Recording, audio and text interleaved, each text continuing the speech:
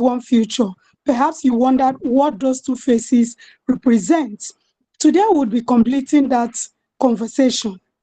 Now, across Nigeria, climate change is revealing itself in different ways. In the north, we have desertification and prolonged drought, which is shrinking our farmlands, drying up water sources and threatening food production.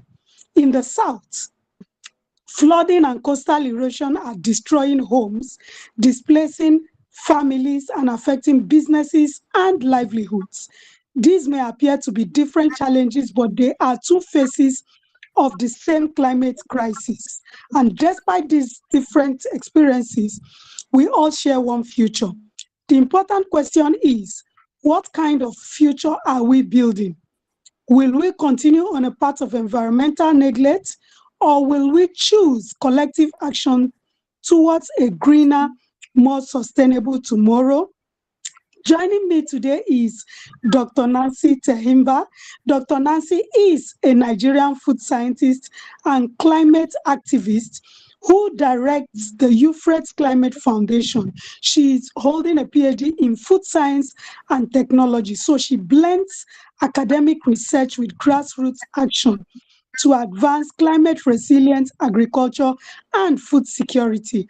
Her work focuses on gender-inclusive climate justice, partnering with international bodies like ActionAid to help vulnerable communities build sustainable livelihood. It's good to have you back, Dr. Nancy. I've missed you. I missed you too, Susan. Good morning. Good morning, everyone. Thank you for having me. Thank you for joining in. And yes, we don't want to waste time this morning because we have a whole lot to dissect. I just wish we had more time, but hey, let's get straight into it. Now, for many people, desertification in northern Nigeria and flooding in southern Nigeria seem like completely different problems. Can you help us understand how they are both connected to climate change? Okay, thank you for that question. When you talk about flooding in the south and desertification and drought in the north, they are all the effects of climate change. Climate change is the thing that is disrupting the rainfall patterns and causing longer dry periods in the north, while having heavier rainfall in the south. And just like we humans, on hot days, we drink more water. And so that is how it happens when the temperature is high. The Earth's surface tends to evaporate more of the water reserve in the soil. And that causes the droughts and the desertification in the north. And because there is evaporation, there is collection of the droplets of water in the atmosphere, and this comes down as rainfall. And when it comes down, because the soil in the north and the temperature down south is not that high, the soil is not able to absorb all of the water that is being poured down, and this causes flooding in the southern part of Nigeria, like what is happening in Lagos currently. And we can conveniently say that climate change has two faces. One reflects the growing threats of drought, desertification, flooding, and erosion, and another, the hopes and the innovation and the collective action all of us can put in place towards curbing these effects or damage by climate. For us, just like Susan, which face are we wearing as individuals, as families, as communities, and the government? Thank you. Absolutely. Which face are we wearing? I mean, you talked about Lagos. My whole family lives in Lagos, and we just had to relate because we live in a very spacious compound, doctor, but the level of rain, the level of flooding, doctor, we use rain boots within the compound. Without rain boot, we can't walk around where my parents live in Lagos. It's that bad. Okay, let's quickly move straight to the next question, which is, Beyond the environmental damage now, what are the biggest impacts these climate realities are having on people's lives, especially on women, children, farmers, and even the rural communities? Okay, so the effects and the impact on the vulnerable communities are numerous. And what we can do, to protect the vulnerable communities is investing in climate resilient infrastructure and improving early warning signs and emergency response systems. We can support climate smart agriculture and ensure that we have access to clean water, healthcare, and social protection. Because when families are affected, everyone is affected, whether they are related to you or not.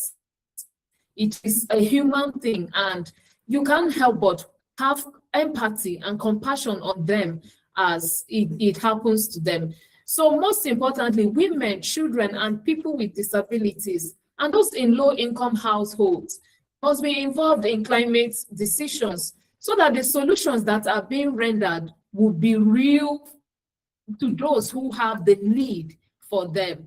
And they are not abstract people or imaginations. These people have experienced it, and they need these emergency relief materials and all that is required for them to survive during that period. Thank you.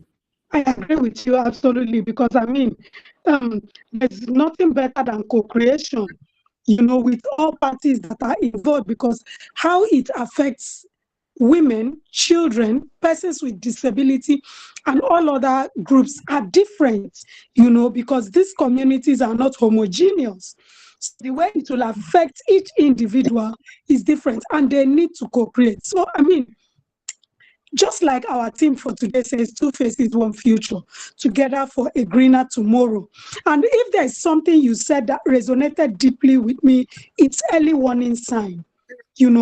That is very important. Even before the response, if we have the early warning signs, people will know how to navigate before it even happens, before the response you need to. Because trust me, even in the response system, not everybody will survive.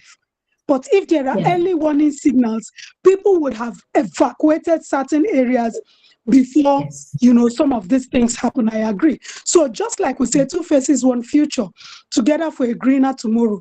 What does a greener tomorrow look like for Nigeria?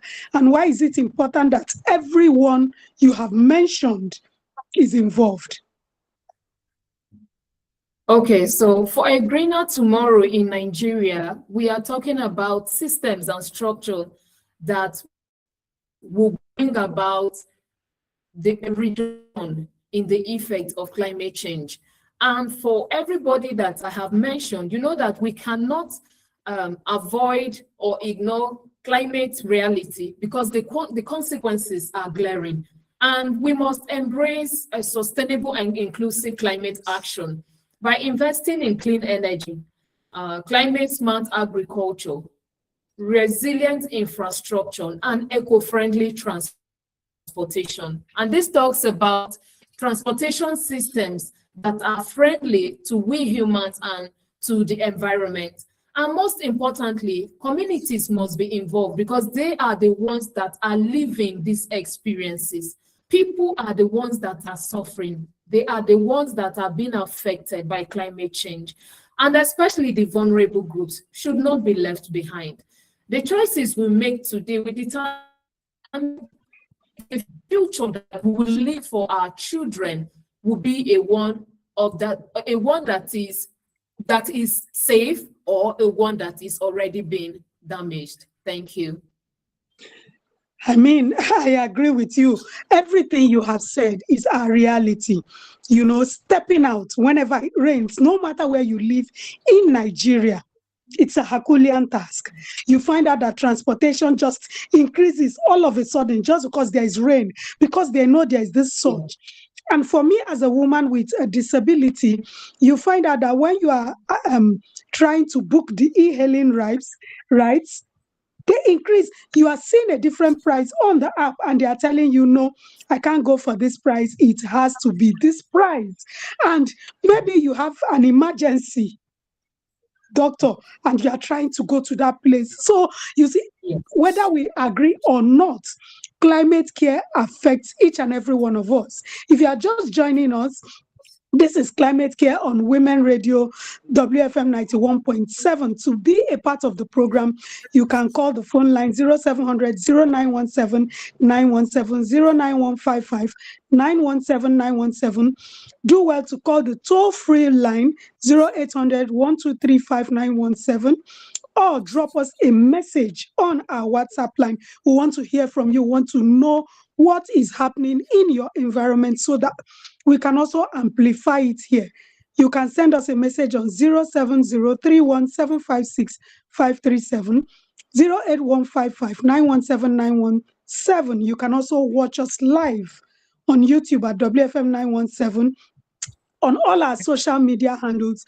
Even you can listen on the go, on our social media, www.wfm917.com. You are still tuned to Women Radio, WFM 91.7, and the time is 18 minutes before 12 midday. And I still have Dr. Nancy from Euphrates Climate Foundation, who has been speaking on, two faces, one future, together for a greener tomorrow.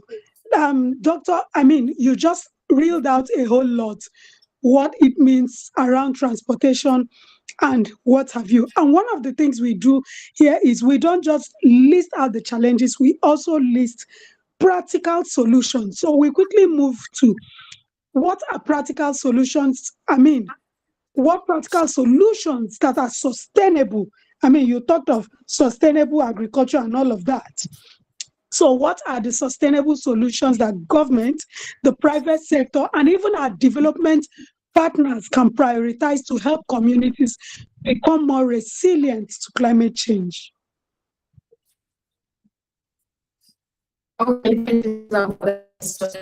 Okay, we need practical solutions that are Nigeria-friendly or community-based solutions that will influence or help us reduce the effect of climate change. And some of them are the climate-smart agriculture.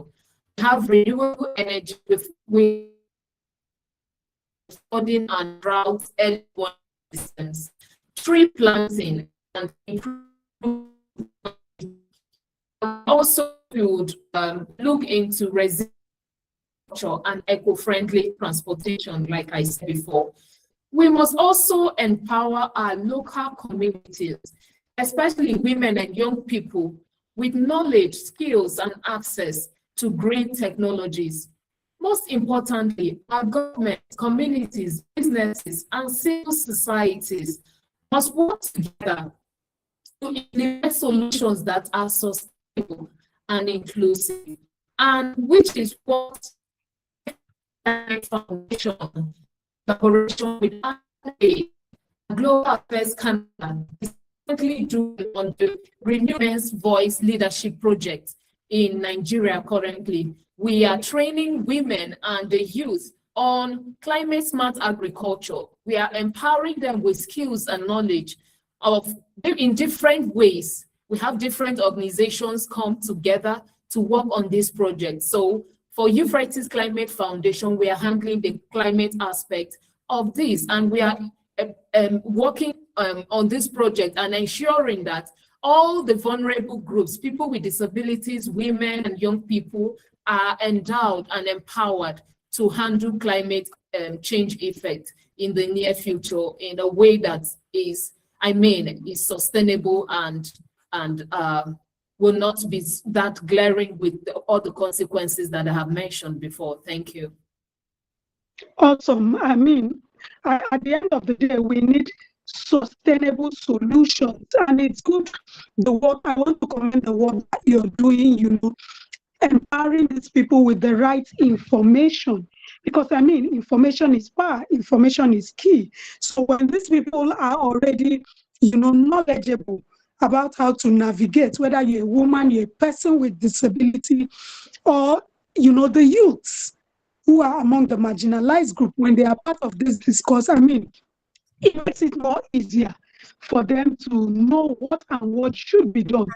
And as we continue this conversation, I want to ask, what message of hope would you want to leave with Nigerians? Why is collective climate action very important for us? Looking at the situation of things, why do we need this urgency? And why is it critical for us at this time to have this collective action as a people? Because somebody might be listening to and the person is wondering, what is my business? I'm living in a place where we don't even know when rain falls. We don't even know when this happens or that. So we also need to break it down so that everybody knows why it is a collective action. Okay. Thank you, Susan. It is a collective action for all of us, because whether we like it or not, we are all paying in one way or another for the effects of climate change. If you are not paying the food stuff you are buying, you are paying in experiencing all the hot weathers and temperature rise. If you are not paying that, you are paying the floodings and work for you and reducing it. And so whether we like it, you mentioned before, in the transportation sector, are paying in that way. And so that is why we come together and work as a community, work as people with one voice to fight what has and is glaring us in the face and is bearing us and saying, what can people do? So let us, every hand should be on it. The individuals and families, also even people that are in our community, we can all come together and plant trees and do things like clean the environment. This will help and go a long way to reduce the effects of.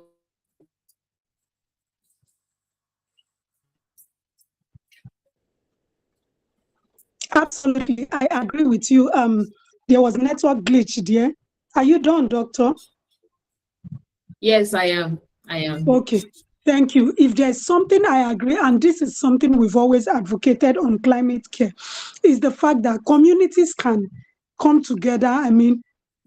Aside your environmental sanitation that you do in your area, plant trees, have plantations around your community. It will help us. It will help, with cooling the atmosphere, because everywhere is hot, and that is because of deforestation. We keep falling trees and nobody's replanting. I keep wondering, why are we doing these things to ourselves? You talked about markets. Doctor, some years back, with 500, you could buy a crate of egg. I am someone who loves egg. Because I have a disability, I watch my weight. And so one of the major things I use to watch my weight is egg. But look at the cost of egg now. You can't even buy one crate. Because by the time you spend so much money on one item, what would you use to buy other things you need as a family? And so it is, if there's something I'm getting up from climate, it is the fact that it is multidimensional, and we have to, multi-sectoral approach will help us in addressing climate change, because it affects our health, transportation, our environment, different aspects. And so I want to say a very big thank you to our guest this morning, Dr. Nancy. You have always broken it down to the basics so that everybody knows it's not a government issue. We as individuals, as persons with disabilities, women, mommies and daddies, everyone has a role to play. And we want to say a big thank you to Dr. Nancy from the Executive Director of Euphrates Climate Foundation for sharing your valuable insights with us today, as always. And Today's conversation reminds us that climate change may wear different faces. In the north, it appears as expanding deserts and prolonged droughts. In the south, it comes as floods and coastal erosion. But regardless of where we live, we all share one future. That future depends on the choices we make today. Every tree planted, every waste item properly managed, and every effort to protect our environment and every policy that promotes sustainability brings us one step closer to a greener future. Climate action is not the responsibility of government alone, it belongs to all of us. Together, we can build communities that are more resilient, more sustainable, and better prepared for generations to come. Thank you for listening to Climate Care on Women Radio WFM 91.7. Special thanks to my guest today, Dr. Nancy again. Special Thank thanks you. to my producer, Aisha Sani, and our executive producer, Tom Okewale Shonaya. My name is Susan Imoma. Until next time, as we always say on the show, stay informed, stay engaged, stay climate conscious, and remember, our future is one, and together we can make it greener. Do have a fantastic weekend. Thank you, Dr. Nancy. Thank you.